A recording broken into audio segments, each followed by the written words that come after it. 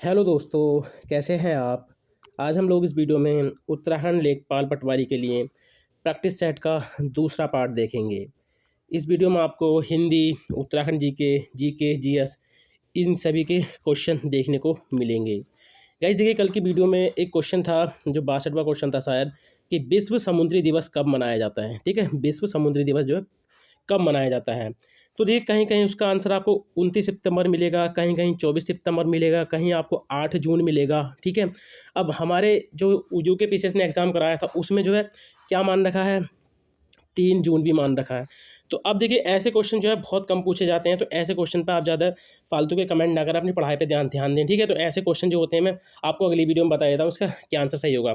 तो तीन तीन चार चार आंसर है, अब कौन सा आंसर है। तो ऐसे क्वेश्चन जो है आयोग कभी भी नहीं पूछता है। ठीक है, तो जो क्वेश्चन इस तरह से होता है, ठीक है, उसको मैं कोशिश करूँगा कि वीडियो में ना लूँ। ठीक है, तो चलिए ज़्यादा टाइम ना ख़राब करते हुए वीडियो को शुरू करते हैं। तो देखिए, आज का पहला क्वेश्चन है, विश्व हिंदी दिवस 2023 की थीम क्या है। तो आप सभी को पता होगा, विश्व हिंदी दिवस जो है देखिए 10 जनवरी को मनाया जाता है। कब मनाया जाता है? 10 जनवरी को मनाया जाता है। और हिंदी दिवस जो है वो कब मनाया जाता है? 14 सितंबर को। कब मनाया जाता है? 14 सितंबर को। तो यहाँ पर बात चल रही है विश्व हिंदी दिवस की थीम जो है। ठीक है, तो विश्व हिंदी दिवस की जो थीम है 2023 की, वो क्या है? तो ऑप्शन ए इसमें राइट हो जाएगा, हिंदी को जनमत की भाषा बनाना बगैर उनकी मातृभाषा की महत्ता को भूले। 2022 की जो थीम थी वो भी आपको याद रखनी है, लोगों को उनकी मातृभाषा से दूर किए बिना हिंदी को लोकमत की भाषा बनाना। ठीक है, ये 2022 की थीम हो गई। और ये सी ऑप्शन में जो है, भारतीय उपमहाद्वीप के सभी लोग हिंदी समझें और विदेशों में भी इसका प्रचार प्रसार करें, ये 2021 की थीम है। ठीक है, 2021 की ये है, 2022 की ये दिवाली है, और ये जो ऑप्शन है ये 2023 की थीम है। तो तीनों ही आपने याद रखनी है, क्योंकि थीम जो है विश्व हिंदी दिवस की ये काफ़ी महत्वपूर्ण होती है। अगला क्वेश्चन हो जाएगा, केंद्रीय वनस्पति अनुसंधान संस्थान कहाँ स्थित है। तो देखिए, केंद्रीय वनस्पति अनुसंधान संस्थान जो स्थित है, ये स्थित है लखनऊ में। कहाँ पर स्थित है? लखनऊ में। अगर बात करें केंद्रीय वन अनुसंधान की, ठीक है, केंद्रीय वन अनुसंधान संस्थान की बात करें तो ये कहाँ पर है? तो ये देहरादून में है। ठीक है, तो दोनों ही आपने याद रखना, क्योंकि एग्जामिनर जो है वो आसपास की ही चीज़ें पूछता है। तो इसी में बच्चे देखिए, केंद्रीय वनस्पति अनुसंधान संस्थान देखते ही सीधा लखनऊ ना लगा के सीधा क्या लगा देंगे? देहरादून, जो उनका गलत हो जाएगा। तो याद रखना, केंद्रीय वनस्पति अनुसंधान संस्थान लखनऊ में है और केंद्रीय वन अनुसंधान संस्थान देहरादून में है। अगला क्वेश्चन हो जाएगा, 73वें संविधान संशोधन 1993 के बाद पंचायती राज अधिनियम का निर्माण करने वाला प्रथम राज्य कौन सा है। तो आप याद रखेंगे, कौन सा है ये? कर्नाटक। कौन सा है गाइज? कर्नाटक। अगला क्वेश्चन हो जाएगा, लोक लेखा समिति में लोकसभा के कितने सदस्य होते हैं। तो देखिए, लोक लेखा समिति में जो है जो कुल सदस्य होते हैं वो कितने होते हैं? 22। कितने होते हैं? 22 होते हैं, जिसमें से 15, ठीक है, 15 जो होते हैं लोकसभा के होते हैं, और 7 जो हैं वो किसके होते हैं? राज्यसभा के। किसके होते हैं? राज्यसभा के। यानी टोटल 15 7 कितने होते हैं? 22, यानी कुल 22 होते हैं। और 30 जो होते हैं ये किसके होते हैं? प्राक्कलन समिति के। अगला क्वेश्चन हो जाएगा, शक संवत को भारत सरकार के द्वारा कब अपनाया गया।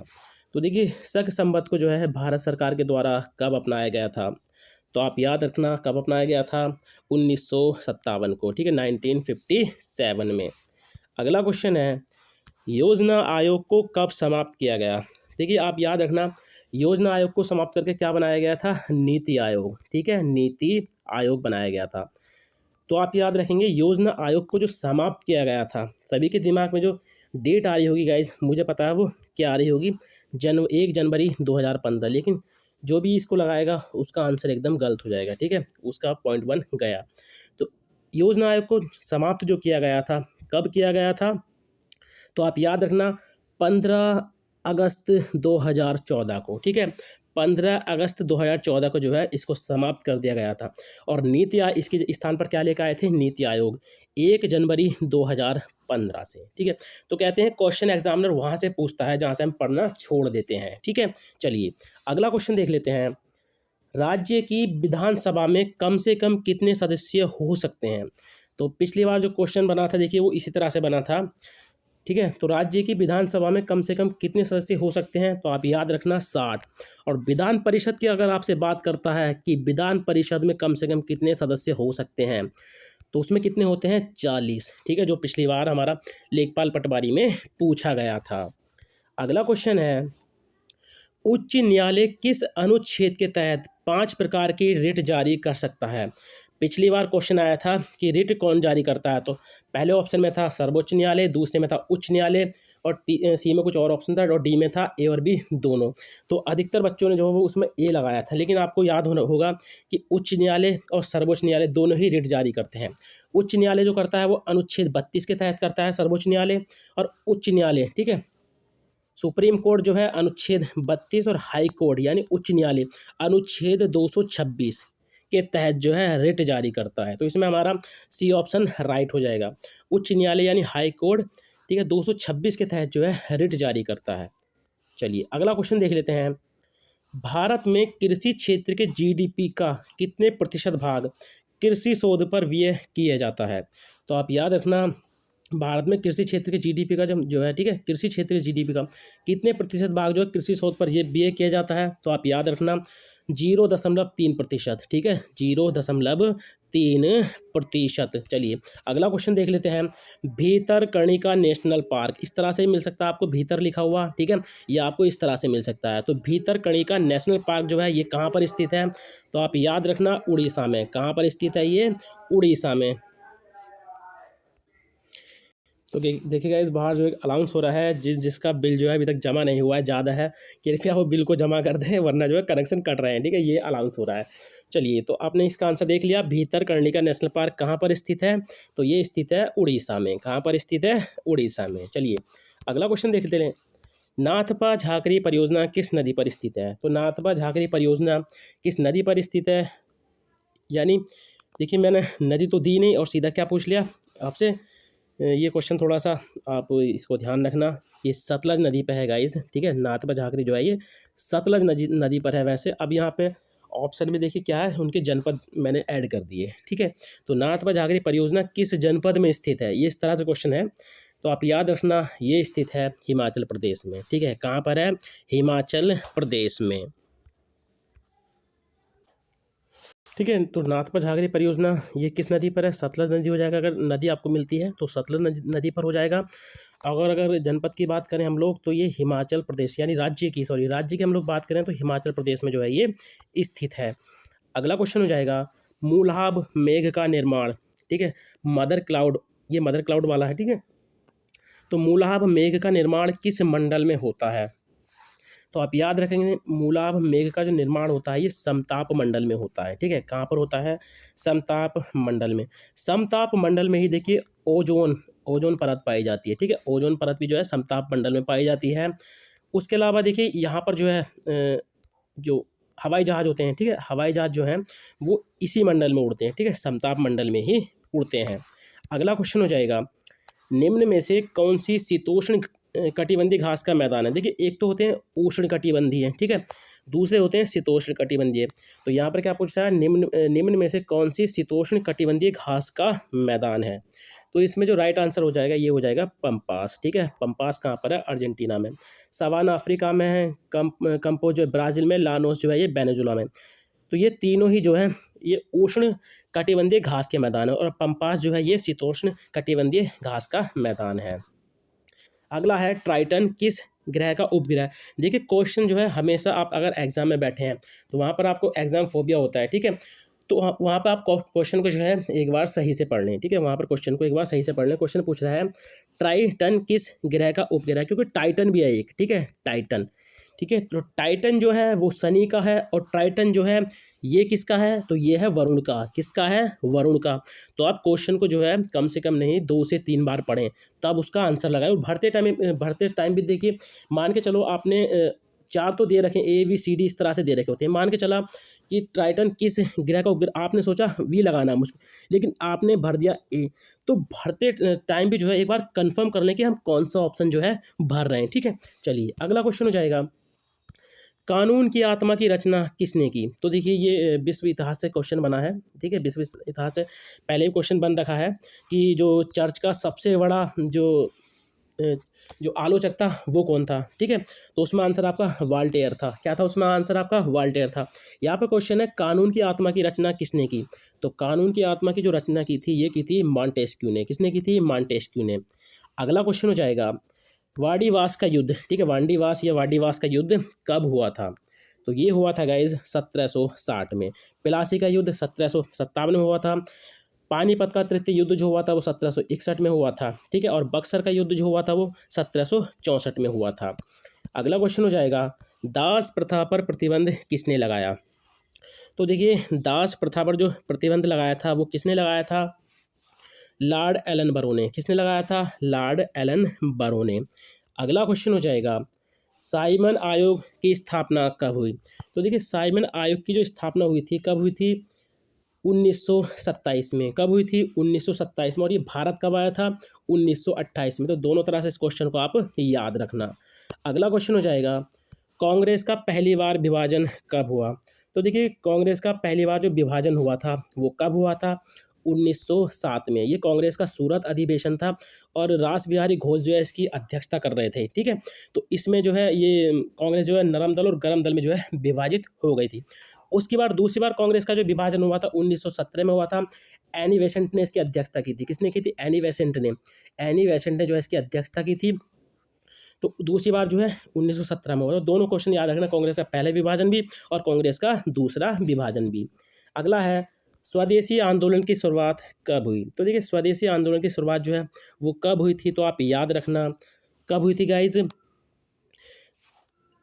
7 अगस्त, ठीक है। 7 अगस्त 1900, ये सॉरी सभी ऑप्शन में देखिए सभी ऑप्शन में जो 1960 हो गया है ये, ठीक है। 7 अगस्त 1905 था गाइज, ठीक है। 5 था लेकिन क्या करें सभी में ये 1960 हो गया, लेकिन टाइप करते समय जो है थोड़ी गलती हो गई है। तो आप याद रखना स्वदेशी आंदोलन की जो शुरुआत हुई थी वो कब हुई थी? 7 अगस्त 1905 में। और 1905 में ही देखिए बंगाल विभाजन हुआ था और उसी के टाइम पर जो है, ठीक है, उसी के टाइम पर जो है स्वदेशी आंदोलन की शुरुआत की गई थी।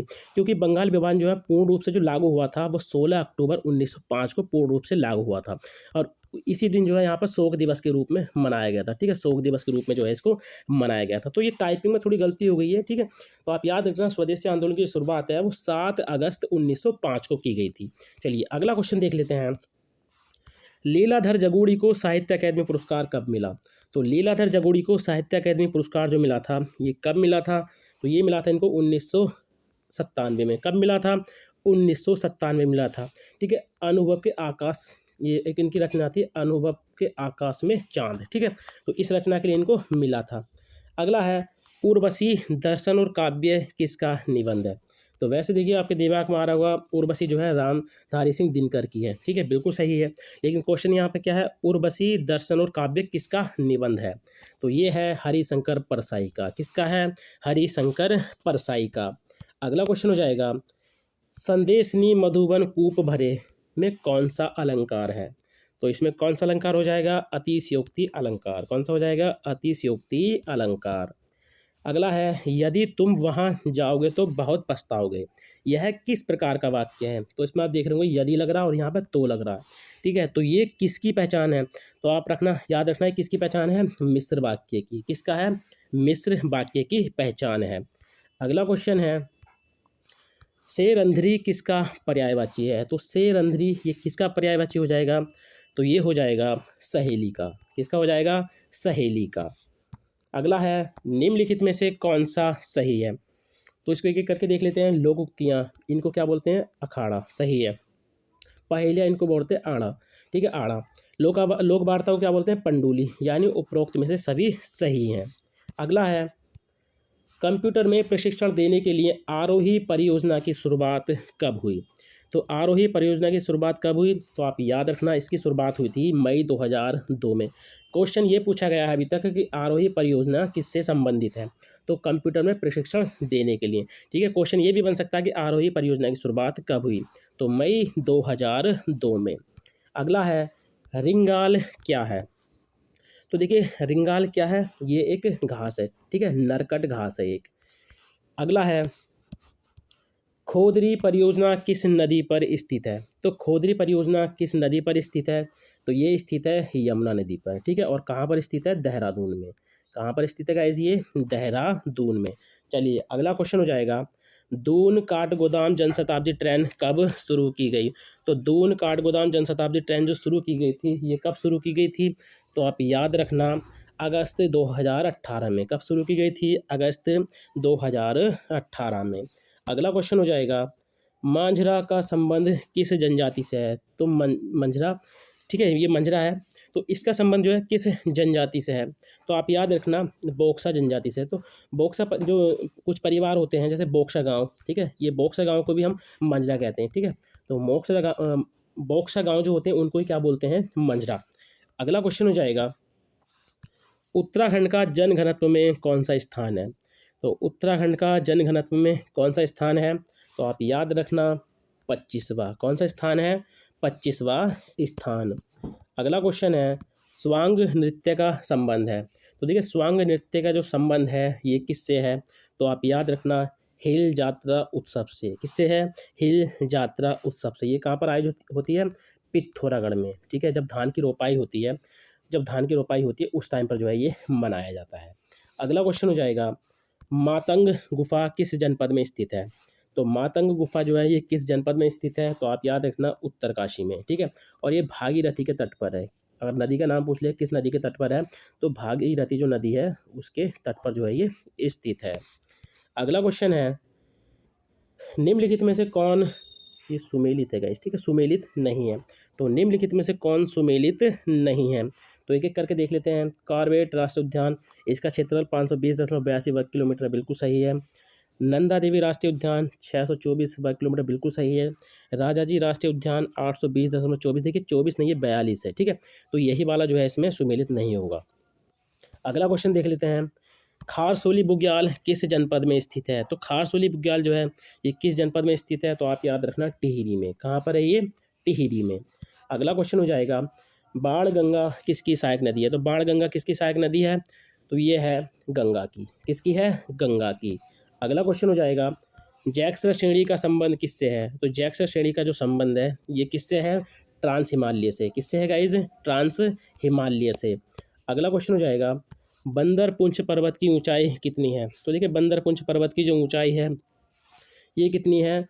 6320 मीटर, यानी 6320 मीटर। इसको आप इस तरह से याद कर सकते हैं। अगला है, उत्तर प्रदेश पुनर्गठन विधेयक 2000, ठीक है। उत्तर प्रदेश पुनर्गठन विधेयक 2000 लोकसभा में कब प्रस्तुत किया गया? तो देखिए, क्वेश्चन यहाँ ध्यान से पढ़ लो, ये पूछा कि लोकसभा में कब प्रस्तुत किया गया। तो आप याद रखना, 27 जुलाई 2000 को जो है प्रस्तुत किया गया था, और 1 अगस्त 2000 को जो है इसको लोकसभा के द्वारा पास कर दिया गया था। चलिए अगला क्वेश्चन हो जाएगा, उत्तराखंड में नगरीय स्वायत्त शासन प्रणाली की शुरुआत कब हुई? तो उत्तराखंड में नगरीय स्वायत्त शासन प्रणाली की जो शुरुआत हुई थी, कब हुई थी? 1916 में। कब हुई थी? 1916 में। अगला है, राज्य का प्रथम तैरता सोलर पावर प्लांट किस जनपद में बनाया जाएगा? तो ये बनाया जाएगा उधम सिंह नगर में। कहाँ पर बनाया जाएगा? उधम सिंह नगर में। अगला है, देहरादून के आसपास के क्षेत्र को कब इको सेंसिटिव जोन घोषित किया गया? तो आप याद रखना, 1996 को। देखिए, कल एक क्वेश्चन था कि जो फिल्म नीति जो है वो कब आई थी, ठीक है, राज्य में फिल्म नीति जो है वो कब आई थी? देखिए, फिल्म नीति जो है वो 2015 में ही आई थी, याद रखना। काफ़ी लोगों ने कमेंट किया था कि 2016। जो उत्तराखंड फिल्म परिषद बनी थी वो 16 में बनी थी। फिल्म परिषद जो है वो 16 में बनी थी, और नीति जो है वो 2015 में आई थी। तो आप, ठीक है, ज़्यादा कन्फ्यूज ना होया करें, इसको आप पढ़ लें। अगला है, गढ़वाल के लोक नृत्य गीत, ठीक है, गढ़वाल के लोक नृत्य गीत किस विद्वान का शोध ग्रंथ है? तो ये किसका है? शिवानंद नौटियाल का। किसका है? शिवानंद नौटियाल का। अगला है, गुघाल मेला किस जनपद में आयोजित होता है? हरिद्वार, चंपावत, रुद्रप्रयाग या पिथौरागढ़? तो देखिए, गुघाल मेला जो है किस जनपद में आयोजित होता है? तो ये होता है हरिद्वार में। कहाँ पर होता है? हरिद्वार में। तो गाइस, ये थे आज के 45 मोस्ट इंपोर्टेंट क्वेश्चन, जिसमें आपको हिंदी के क्वेश्चन भी देखने को मिले, जीके जीएस के क्वेश्चन भी, और आपको उत्तराखंड जीके के क्वेश्चन भी देखने को मिले। अगर आपको वीडियो अच्छी लगती है तो वीडियो को लाइक करें, कमेंट करें, और वीडियो को अपने दोस्तों के साथ जरूर शेयर करें। चलिए मिलते हैं अपनी नेक्स्ट वीडियो में। Thank you for watching.